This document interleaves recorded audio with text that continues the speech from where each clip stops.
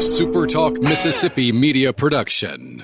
When you think of a new vehicle, think of the team you can trust. The Cannon family has been taking care of customers for 70 years, delivering unbeatable deals and top-notch service. Cannon Chevrolet Greenwood. Together, let's drive.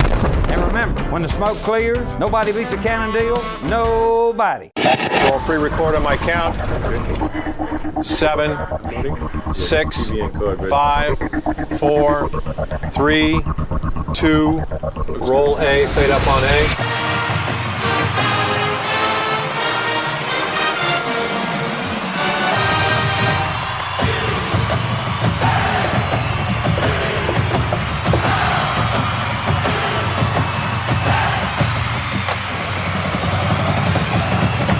Southern Miss to the top.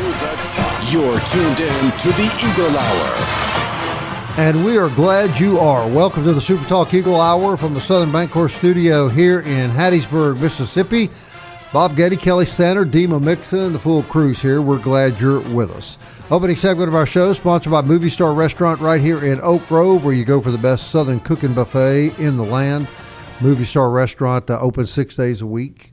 Closed only on Saturday. Check them out. Been serving the Pine Belt for over 25 years. All right, guys, got a good show today. We're going to be talking to our good friend Lee Roberts, a.k.a. Captain America. We'll be talking to Captain America later in the show. We're going to hear from the director of the Independence Bowl, and we're going to talk about football here in a minute. The Independence Bowl reminded me, Kelly, when I was listening to the interview you did earlier. I think back several years ago, Luke Johnson and I went to Shreveport.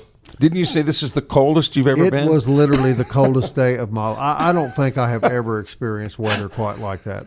And I watched the game from the press box, which I don't really like doing, but I just don't see how people sat out in that for 3 hours. It was crazy cold. But now that was years ago. You know, Al Gore, we've warmed up since Al Gore, Yes. with global Another warming. thing I learned is never agree to do something like that on Christmas Day. I left my family, drove to Shreveport, got a hotel room. I think that was the loneliest Christmas night of my life, sitting in a hotel room.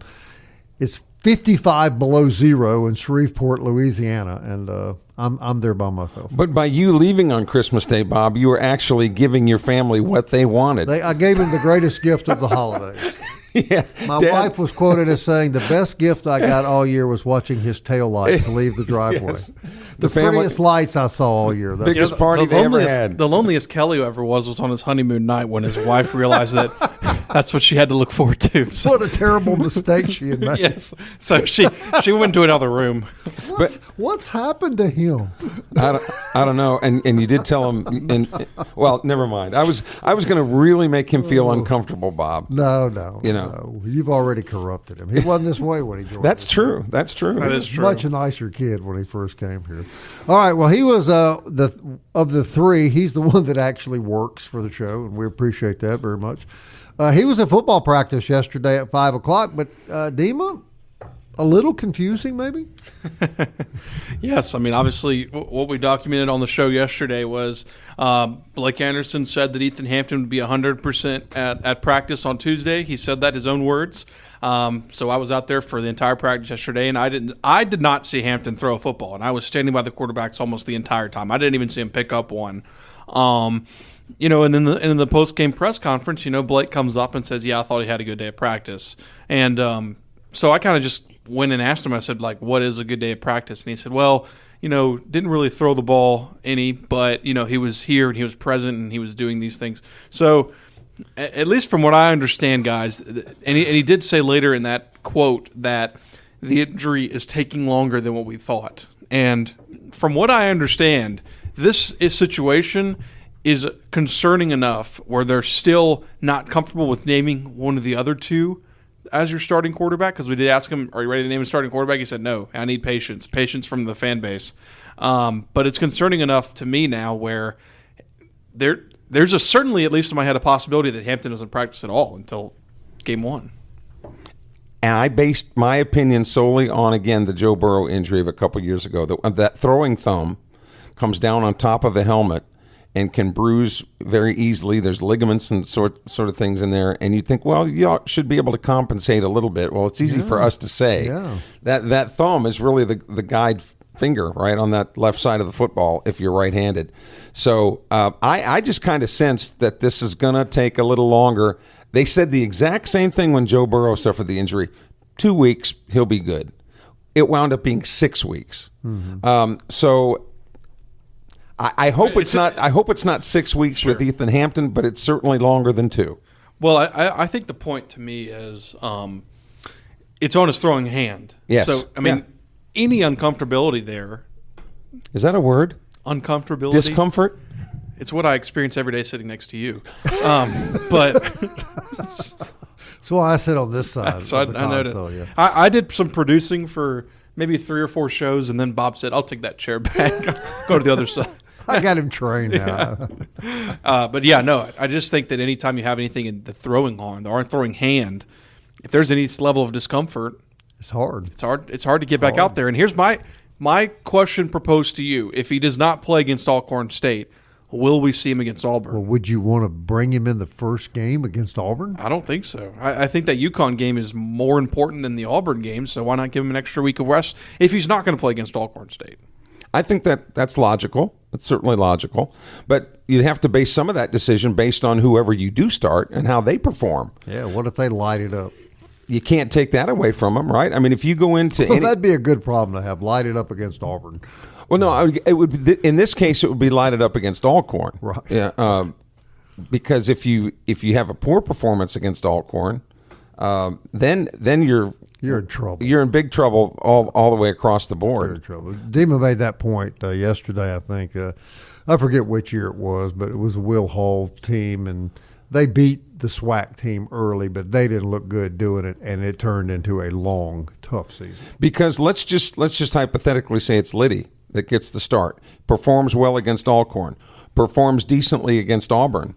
Well, then are you gonna pull him out after he has met every type of standard that you could expect in the first couple of games? I think so, because you brought Hampton here for a reason, and he was brought here to be your starting quarterback, and he was going to be the starter regardless of what Liddy did against in fall camp. I mean, that's been documented that it's obvious that it's been him from the start. And anytime you can get your best player on the field, you have to do it. Even if Liddy has a great day against a SWAC school and maybe even a good day against an SEC school, Hampton is the best quarterback on this roster, and I don't feel ashamed in saying that. I cover the team. I know what I'm watching. Hampton's the best. You got to put the best out there. Damon, when do they normally release the depth chart, the official depth chart? You know, this is something we were talking about yesterday as well, and generally you'd see it like Wednesday before the game. I don't know if there's going to be a depth chart this year. Like I don't know, and I'm not saying that for Southern Miss. I think that's kind of across all of college football. When you just have these incredibly large roster turnovers now, you know, there's not really a need outside of quarterback, maybe offensive line. I mean, is there really a need for a depth chart anymore? I mean, because if a player doesn't perform well, say Elijah Singleton, not trying to single him out, that was no pun intended, but Elijah Singleton, let's just say he has a poor day or whatever, and then Davis Dalton comes in and he has a great day. Well, the next week, let's start Davis Dalton, see how he does start. I mean, so I don't know, and I actually asked Blake that yesterday about the depth chart because somebody asked him in the press conference, you know, where are you at on your depth chart? And he said, what depth chart? You know, so I don't know if they're really going to have one, but I don't necessarily think that's a bad thing. And it used to be in years past when you'd get film on other teams, you'd have a reasonable expectation as to what the new team was going to last year. Correct, yeah. Because a lot of those players, but not now, would be the same players. Not now, yeah. Right? Because you've got a team that's completely brand new. You don't know who you're scouting. It just makes film work almost obsolete anymore. Dima, getting away from the quarterback, last couple of minutes left in this segment. Your observation is a quote unquote team forming here at practice. I mean, can you see the formation of what you think will be the starting team? Yeah, I think so. I mean, you have your ones that go out and then your ones that go out on defense. So I think for the most part, those 11 guys are going to start at least against Alcorn. But I'd probably put down $100 that those same players won't be the ones that start against UConn, if that makes sense. That's what I'm saying about the depth chart. Yeah, that makes sense. But I don't think that's necessarily different than any other team. That's what I'm saying. I'm saying that's across college football now. I don't really know the need, especially here at the group of 5 level, the need for depth charts outside of a quarterback, outside of a center where you have to have that chemistry. But, I mean, for the most part, like Southern Miss's 3 defensive backs are all almost interchangeable. So, I mean, it's just kind of whoever's out there, whoever's performing well enough that particular week. Are the Alabamas and Ohio States of the college football world experiencing this to the same degree? I mean, to their own level, yes. Like, for example, Ohio State, I know because I follow them, but, 53 new players on their team. Really? So, yeah. Really? 53 new players. And, a lot of those are transfers. And you see it at Alabama. They have a lot of new players. The teams that generally win in college football are the teams that either that you hit in the transfer portal or it's players who have a lot of experience, i.e. Indiana last year, who just brought so much experience back and had, obviously a brilliant coach. But you're seeing now what we were talking about yesterday with these players who decide to go to the NFL, you're seeing a lot of them stay in college, that extra year. And then when they start stacking teams with those players, those are the ones that generally excel. Like Oregon this year, a lot of that team is coming back from last year who were all draft eligible. But they're all like fifth-year seniors, so that's why they're ranked number 1 or whatever they are. Everybody's playing to get to a bowl. We'll hear from the man that runs the Independence Bowl, which is one that should be very familiar to Southern Miss fans next. Still to come as well, Lee Roberts. Head to the break. Remind you about Forest Health. Great hospital here in Hattiesburg. They remind you to get an annual physical. Be sure you keep your health as good as it can be. But when issues pop up, Forest Health will be there with expert medical care to help you closer to home. Very lucky to have them. ForestHealth.org.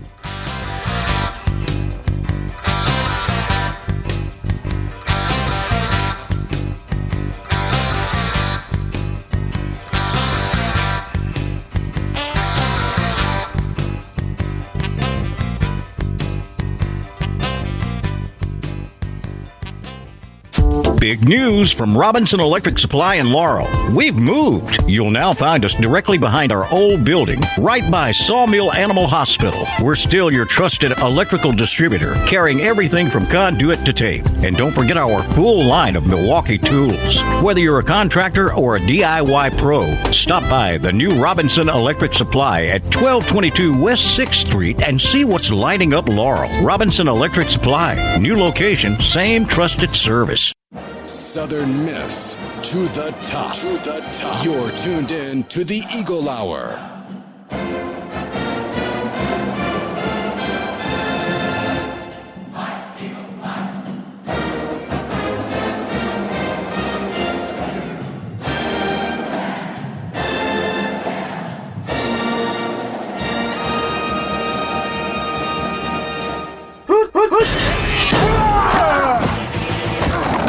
Time for the SuperTalk Eagle Hour 2026 Sun Belt Football Countdown, sponsored by Hancock Whitney Bank. At Hancock Whitney, we know strong communities are built through teamwork, dedication, and tradition, the same values that define Southern Miss athletics. I'm Daniel Stewart, business banker at Hancock Whitney. We're proud to support Eagle Hour and the student athletes, alumni, and fans who make Golden Eagle Nation so special. Whether you're buying a home, growing your business, planning for retirement, or simply looking for a trusted financial partner, our team is here to help you every step of the way. Hancock Whitney, your dream, our mission. Proud to support Southern Miss. To the top. Joining us on the Eagle Hour is a member of the executive committee of the Independence Bowl, that many of us know in Shreveport. Tim Wilhite joins us. Tim, one of the things that all of bowl recruiters are having to deal with is the uncertainty now that and it just seems to be a trend that schools are saying, we don't even want to play in the bowl. We don't want to go anymore. Doesn't that really logically put the future of the bowl system as we know it in a very precarious situation? It does, and try to figure out how we're going to fit in the purpose of the bowls, because more you see the fans want to have an experience, the teams, the kids that stay want to have an experience, but how do you fit with these rule changes? The portal. So, we had a bad experience with Marshall. Coach leaves, goes to Southern Miss, and the entire team disappears. And so, and that's unfortunate for the kids who didn't want to play. So, we're trying to figure out how we're going to fit, and not just the Radiance Technology Independence Bowl, but all the bowl games. And so, you use the term, uncertainty. I was like, the certainty is the uncertainty now. Because they can't make a decision. And so we can't wait on them. We're going to do what we can to make sure we have a bowl. We're 50 years old this year. We have survived a lot of different things and different sponsors, and we got a great sponsor right now. And we're going to do whatever we can to create a great experience for the family, the kids, and the staff. So you're here talking to athletic directors and coaches of teams in the Sun Belt Conference. I thought it was real interesting what you said, too, the fact that Shreveport is not a beach town, that you kind of like the old rent-a-car place, you got to try a little bit harder and tell people that, look, just because we don't have a beach doesn't mean there's not stuff to do. Yeah, and we focus, and I'm proud to say this, we focus on the experience for the players and their families and the staff and their spouses and their kids. And you're not going to be at a bowl game for a week. You're going to be there 3 or 4 days. So we want to make sure you have a great time while you're there. And I have to say that as teams come and experience it, everybody seems to had a great time. Coastal Carolina had a great time last year. And what's funny is I've had to drag my wife to get involved as I'm going to be chairman one year. So she's had to learn, and so she's like, hey, why don't we do this? Why don't we do this? So it's a process, and we're going to do whatever we take to make sure everybody has a great time. We're going to feed you well. But one of the things, though, that I think has to be brought up is that fan bases need to know is one of the top criteria is how well will these teams travel as far as their fan bases and coming to these cities, yes? Yes, and it's that associates with dates and weather and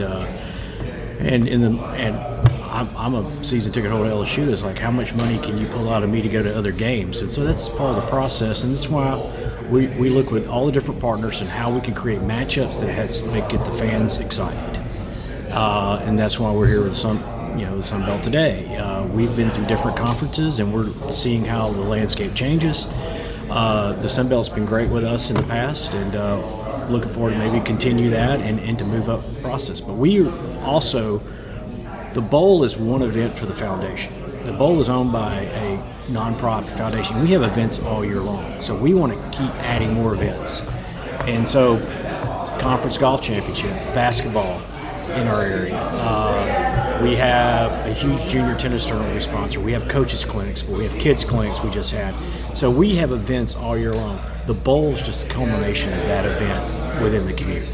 How soon on the calendar will each team start being looked at under a microscope by the selection committee of the Independence Bowl? I wish it would be faster, because then we wouldn't be traveling during Thanksgiving weekend. But we start meeting usually at the end of September, looking at schedules, looking at how's playing, and we try to project, and then we figure out. Most of the time, honestly, when I'm going to a game, I go to one game away a year, and then maybe I drive to another. But I'm looking at relationships, not particularly for this year, but in the future. You never know. The coach I'm talking to, or the athletic director I'm talking to, let's say Troy, doesn't become the athletic director at Iowa State. We had a great relationship with ACC and with Mr. Draper, and he ends up at the Big 12. And we've had a great relationship with the Big 12. It's all about relationships. Do you find that a team's record, that there's any data that would correlate a team's record to the fan base's enthusiasm? For example, I've heard some fans of various schools say when their team finished 6-6 and the rarity that they'd finish 5-7 and get to go to a bowl, fans say, I'm not going. They don't even deserve to go as a team. No, fans go. If their fans are coming, it depends. And honestly, it depends date. Our date's a great date this year. It's pre-Christmas, so you get to come into town, have a great time, go to the game, and then you're home for Christmas Eve, Christmas. Tough dates in the past is December 26th. That's a tough date.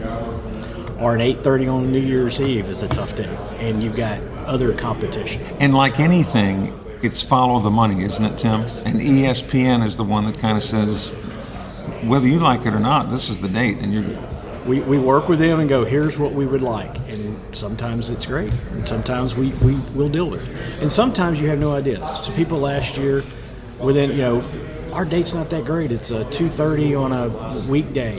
We had a great crowd. Coastal and Louisiana Tech, we had a beautiful day, great crowd.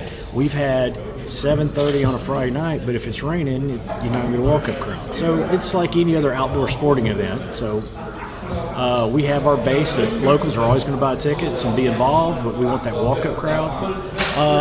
And talking to Sunbelt, it's more teams that will be local, be an easy travel. All right, Kelly, that's interesting to hear him talk.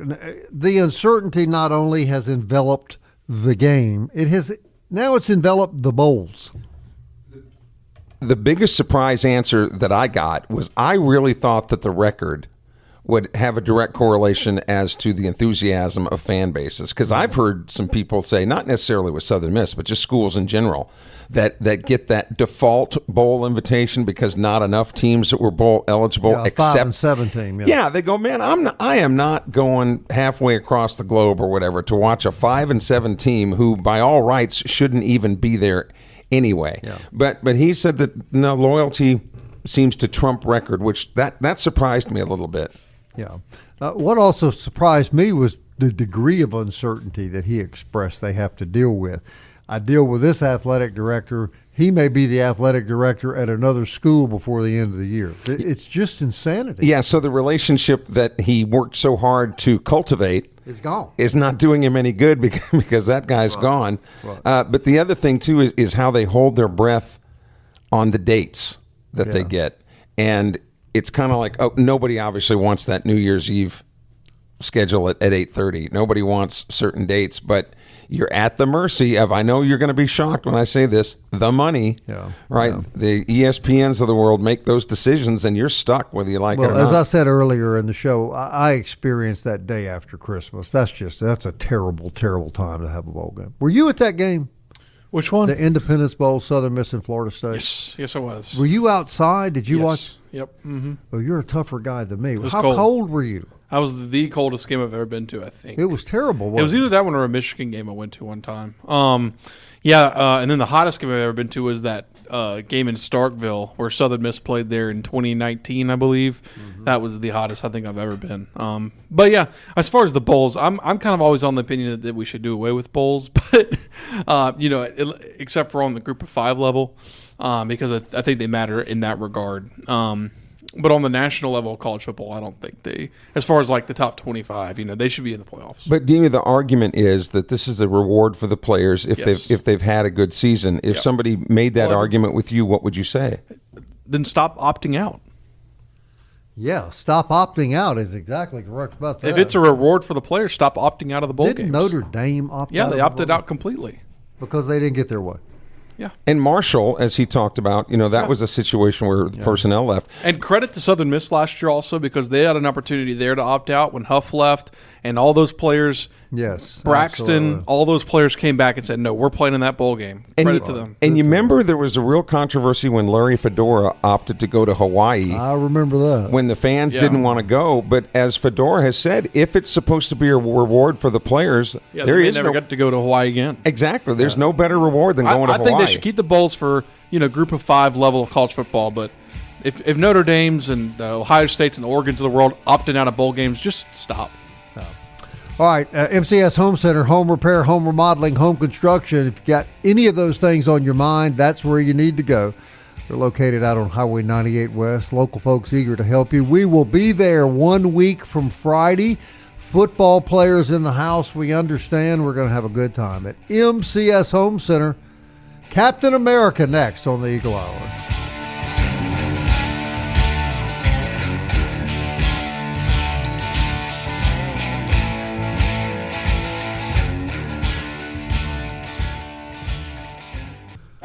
The Eagle Hour. Southern Miss to the top.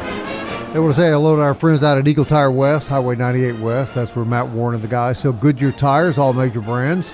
Do full service work on your car and truck. They're big Southern Miss supporters since 1985. Eagle Tire and Eagle Tire West. Local businesses, that's who you need to do business with. Want to get better at a great sport, maybe the sport of your choice? Well, DBAT's waiting for you. They're on Hardy Street. Luke Reynolds and his staff's got a program for every athlete, no matter their age or what sport they enjoy. And Lee Roberts will hook you up. And let me see here. I think we may be finding our guest. This is like live radio, isn't it? This is Thank you cool. for calling SuperTalk Hattiesburg. Oh boy. Nope, that isn't it. We'll try to get it here in just a second. Lee Roberts is actually the guest we're trying to get on the phone. He's not down at DBAT, but great place, isn't it, Kelly? And a beautiful facility, right? And this is the time of year with all travel ball being done now, supposedly. Baseball used to be just a spring sport, but now when you do travel ball with softball and baseball, a lot of these fall tournaments will get going here as soon as things cool down just a little bit. And if you want to stay on top of your game, stay on top of your good cuts, softball and baseball, then DBAT in air-conditioned comfort. Also super clean, which if you tend to be a germaphobe or a neat freak, you want to make sure that COVID has certainly made us more sensitive to that, right, since 2020, making sure that all those places are nice and clean, and DBAT certainly fits that bill. The good news is since basketball is 12 months long, there's gyms all over Hattiesburg you can also play basketball in, so you don't have to go to DBATs for basketball. Mergens. I'm unable to take your call at the moment. Wow, we got all kinds of buttons we're pushing over there. We're not going to be able to get that done. You know? Can you imagine technical problems? I just can't. Aliens have abducted the Captain America. We're going to I take the Avengers on it. I can't believe that the phone system is not working. Well, now looks like he's trying to call again. Well, let's try one more time. Hello, you're on the air. Hey, Lee, you with us? Hello. Hey, there he Lee is. Roberts, there he is. Hey. Okay, my man. How are you? The Thank you. Avengers saved him. Hey. Lee, I got a question I want to ask you. I'm sorry we had that trouble, but Marchant Kenny told us yesterday that moving forward into the new season, we should refer to you as Captain America. Have you heard that before? I'm going to let Marchant just keep that one. So that's what he refers to me as. So Yeah. we'll keep it between me and Marchant. No. All right, Lee Roberts, you are the perfect guy to have on the show this hour. So our man Dima here goes to practice yesterday, and there are only 3 left, real practices, and the QB does not pick up a football the entire game. Kelly is concerned that when you injure the thumb on your throwing hand, it can be far more severe than what you might think as a layman. Is that a tough injury for a quarterback, Lee? No, it really is, because when you think about how you grip the football, you grip it with your 2 middle fingers, so your ring finger and your middle finger and your thumb. So those are the 3 pressure points on the football. So, yeah, if you've got a thumb injury, that's a tough thing right there for sure. And it's a pretty common injury, him, kind of jamming a thumb or whatever on top of a helmet as you're throwing a football. But, sure hate to see that for that guy. And, just not being able to compete right now. I know that makes it tough, but hopefully the other 2 guys are getting a lot of reps and trying to improve. And regardless what happens, they're going to line up on next Saturday against Alcorn. But so how big a looking forward to setback is that when you got the guy that everybody I think believes he's going to be the QB, and now he can't take snaps as you get closer to the kickoff? Well, a lot of times as kind of a veteran like he is, you're getting mental reps as well. So although you're not getting the physical reps, which that does play a big part, but as long as he keeps his head in there and stays in the film room and the meeting rooms, and he's standing in the huddle, hearing all the terminology, seeing what's happening on the field. I think he's getting some work there. Obviously, not being able to throw the football, that's not what you want as well. But yeah, at the quarterback position, it's both a mental game and a physical game. So he's having to get the mental reps right now. Yeah, that's what Anderson told us, Lee, when we talked to him on Saturday. Talked about not being necessarily concerned that Hampton hadn't been getting those reps because he was a veteran guy. He was a 6th-year guy, and he's had reps, whereas the other 2 guys haven't had as many reps as him. I'm curious. I guess the counter to that argument might be that he hasn't done it necessarily with this group, right? With this offensive line, with this center, with these receivers. Not getting live reps with them, I just wonder how much that'll affect him when he is ready to go, which by all accounts, what we're hearing from Anderson is that it's going to be sooner than later, if that will affect him in any way. And I don't know where I stand on it, but just curious where you think. Yeah, it does. Anytime you have a new team, you have a new coach, a new coordinator, a new offensive line, all that plays a part. I don't care who you are or how long you've been playing the game. But like I said, he's continued to get those mental reps. And the good thing is John White and Liddy are getting reps as well. And so down the road, they're going to be much better prepared as well. And so it could be a blessing in disguise. You never want to see, your potential number one guy go down in fall camp. But I feel like this guy will rebound, whether it's week 1 or week 2, not sure. But looking forward to see what would happen at that position for sure, whoever it is. I want to ask about the physiology, Lee, of throwing the football, because you mentioned the ring finger and the middle finger. Those obviously on a right-hander gripping the outside of the football. The thumb is all by itself on the inner part of the football, right? So when absolutely. Yeah. So when that happens, when the thumb essentially is disabled. Can you just kind of talk about the science of throwing a football and why the thumb is probably even more important than the 2 outer fingers? I mean, I just think those 3 fingers in general. Obviously, your whole hand plays a huge part. Bigger your hands, the better opportunity you have to throw the football, grip the football. But everybody's a little differently. But those 3 fingers in general are the ones that are concentrated on the football. Your pointer and your pinky are just kind of there to guide and stabilize the football. But right. Yeah, so having that pressure on the inside with your thumb, it's a tough injury. But like I said, it's a pretty common injury with quarterbacks. But let's hope it doesn't keep him out too long. But to your question, it is vitally important to have that thumb on the inside of that football and be able to put pressure as well. Lee, as a former player, did you prefer to start the season out with and I want to be respectful here, with a game that you feel like you're very likely going to win, playing a school like Alcorn, or would you rather jump right in, play in tough competition right out of the gate? Well, I can answer that twofold. So my junior and senior years, we opened up with Florida, who won the national championship, and Penn State. So they were pretty good. Those aren't cupcake games. We didn't win those games, but I think we learned a lot as a team as well. And so I think you could take a little bit from both. I mean, obviously an Alcorn type team. I mean, they've got nothing to lose. They're coming in here. They want to win this in-state game. We can't take anything lightly for sure. But with all being said and done, I mean, if we take care of business, we ought to be able to play extremely well. I mean, are we going to blow them out? I'm not going to say that, but we should be able to score points. We're going to probably give up some points as well. But at the end of the day, on paper, Southern Miss ought to be better than Alcorn.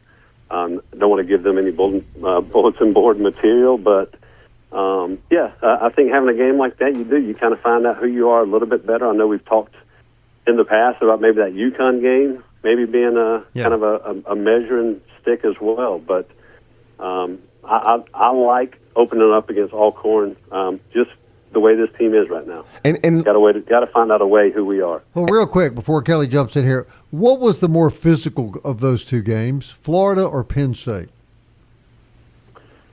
Both are pretty physical now. Obviously the Penn State's the one that started my senior year. That's the one that I wanted to get off on the right foot, especially coming off a Liberty Bowl win. We had lost a lot of talent, and we were trying to prove something as well. But they had some tough guys on that defensive side, guys that kept me moving and running all night long. So I think that Penn State game probably sticks out a little more in my head. Yeah, I like that, Lee. The Big Ten more tough than the SEC. That's music to my ears. I would rather play teams where I can get off on the right foot than teams that would break my right foot. This is true.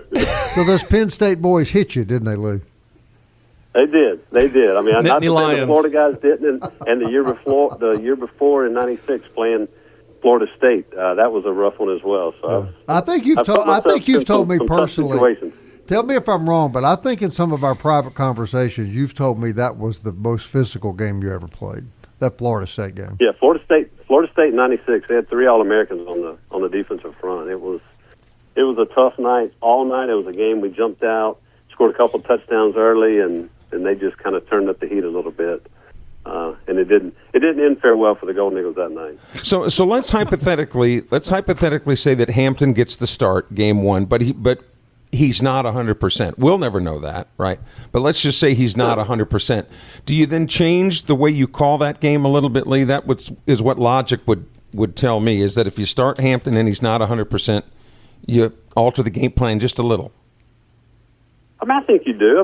But I think on Thursday before going in on Saturday, kind of what it will be like with him behind center. Do you try to stay run heavy a little bit? Do you maybe throw some passes where he doesn't have to air it out, maybe just get it out of his hands quick. But honestly, that's a tough situation too. But I think you do. So if you're going to name him starter, not saying they are, but if that's the direction, I think next Thursday when they walk off the practice field what the game plan will look like. All right, Lee Robinson will be joining us every Tuesday starting next week. We look forward to that. Lee, thank you. And I'm going to tell you this real quick. If Marchant had played better, you'd have won that Penn State game.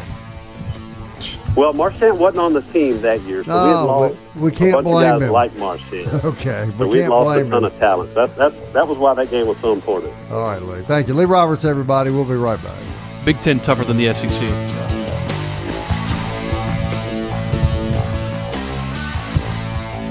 Penn State tougher than Florida. That didn't surprise me.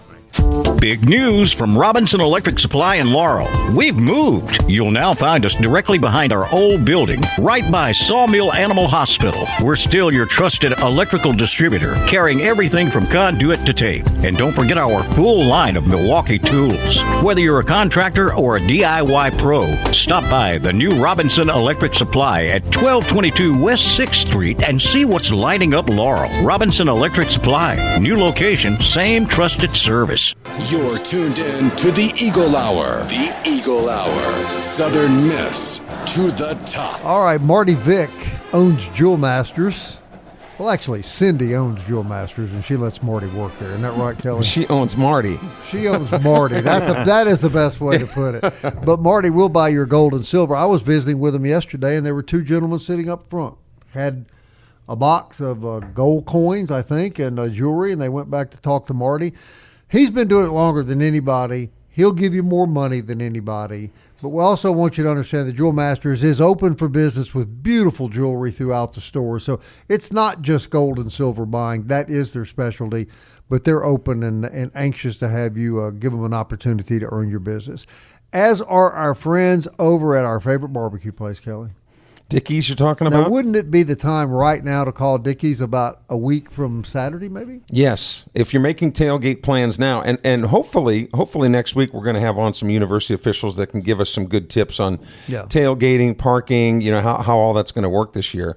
But the last thing you want to do at a tailgate party is worry about the food. You want to be able to get together and enjoy fellowship, and Dickey's knows all about that. They've been doing it for years, and why even take the risk? Right. Get something that everybody's going to enjoy. Hey, I want to say hello to our friends out of Genesis of Hattiesburg, the official auto dealer of the Eagle Hour. Go out there and check out those beautiful Genesis sedans and SUVs, and then if you get thirsty, how about a cold coffee and some fresh beignets? Mo Bay Beignet Company, 2902 Hardy Street. Check out their Facebook page, and check out our podcast, if you will, please.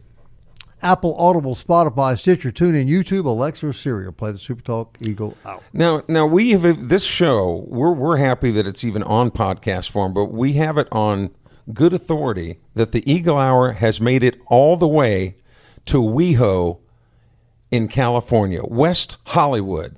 Yes. I talked to a listener yesterday and love having those conversations who has family out there, and said he was listening to you and in the same room was Halle Berry, the actress. And I thought, my God, is that an example of the old movie Beauty and the Beast? Kelly Sander and Halle Berry. And he said she was just as gorgeous in person as on camera. See, and you don't think I hang. You guys don't think that I have the street cred to hang out with all these motion picture stars. No, you weren't there, Kelly. It was a listener that was there. Oh, yes. Okay. Did he just say WeHo? WeHo, West Hollywood. See, if you're out in Cali and hang with those people, Demon, you know that WeHo. I wanted to go back to one thing that we mentioned earlier in this show, really quick.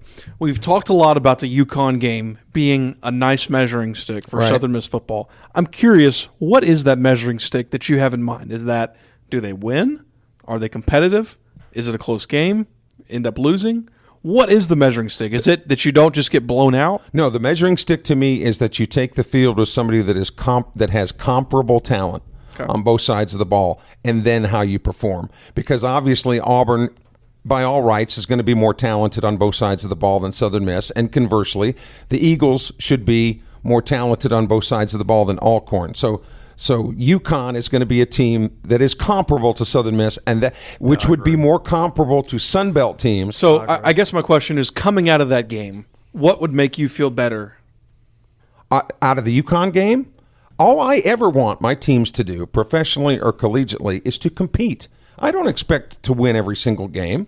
God knows. I mean, I've been a Bengal and Tigers fans for years. So, I know about losing. So your expectation is not to win that game, but for it to be 23-20. I just want them to compete. Yeah. If that means winning the game, great. If they compete and lose, I'm okay with that too. I would be curious to hear the fan base's perception on that. You know, when you talk about that UConn game, what is that line you're looking for? I think Kelly's analogy is right on top. I agree. You can't judge it on whether you win, but you can judge it on whether or not you had a chance to win. Yes. Because you remember USF came here 3 or 4 years ago, right? And that was supposed to be the when you had the Alcorn Florida State, I think, and then USF came here and they drubbed Southern Miss, and that was the beginning of the end of that season. Well, how about the Georgia State game? When Georgia State came, that was ugly. I mean, to me, the Texas State game last year was pretty ugly. Yeah, to me, that was. We've only got a few minutes left, guys. We're going to talk about bad games in the last 4 years. No, but I'm just saying. To me, the Georgia State game is when I started digging the grave. I said but they still went to a bowl that year. It just that was a nasty beatdown. That by a team at the Rock Rock. Have done that. But last year's Texas State game, that one was pretty bad. Yeah. When Liddy started, that was the beginning of the end of that team for me. Yeah. Well, let's just hope that that third game they show some competitive ability and spirit, and then that would lead me to have some optimism that they can win a few conference games. Yeah, that's what I'm trying to understand. So, like, if they lost, maybe they win, but let's say they lost 23-20. Yeah. Much better than losing 31-10. 100%. And I actually think they'll win the UConn game, and it's something that Marchant talked about the other day. I'm telling you, those blue blood Yankees are going to come down here. They will have no idea what this heat is going to do to them. And even if we think it's cooler by our standards, humidity, it won't be cooler to them. No, and you can't simulate that.